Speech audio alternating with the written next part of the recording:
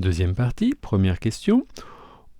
On demandait si les propositions suivantes étaient exactes. Proposition 1, la différence de hauteur entre le point le plus haut et le point le plus bas de la piste est au moins égale à 8 mètres.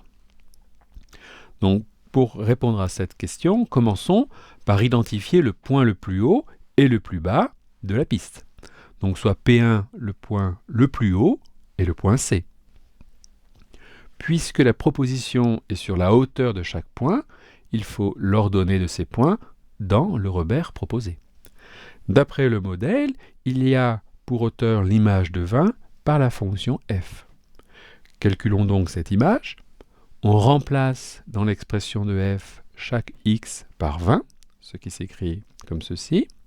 Et après calcul, on obtient que f de 20 est à peu près égal à 10,93.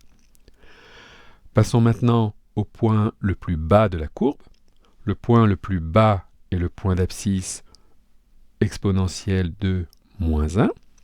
À nouveau, il faut déterminer sa hauteur, c'est-à-dire son ordonnée, par la fonction f.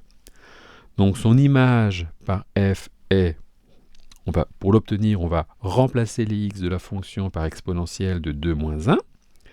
Donc on obtient ceci.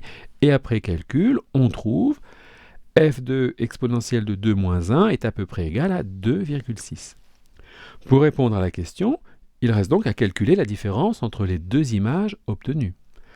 La différence entre le point le plus haut et le point le plus bas vaut donc 10,93 moins 2,6, c'est égal à 8,33, qui est supérieur à 8. Donc si cette différence est supérieure à 8, alors la proposition P1 est vraie. Proposition 2, l'inclinaison de la piste est presque 2 fois plus grande en B qu'en C. Dans la partie 1 de l'énoncé, on a vu que l'inclinaison de la piste est la valeur absolue du coefficient directeur de la tangente à la courbe en un point. Donc d'après la partie 1, question 3, l'inclinaison de la piste en B vaut 2. Il faut comparer cette valeur à l'inclinaison en C, c'est-à-dire au nombre dérivé en C.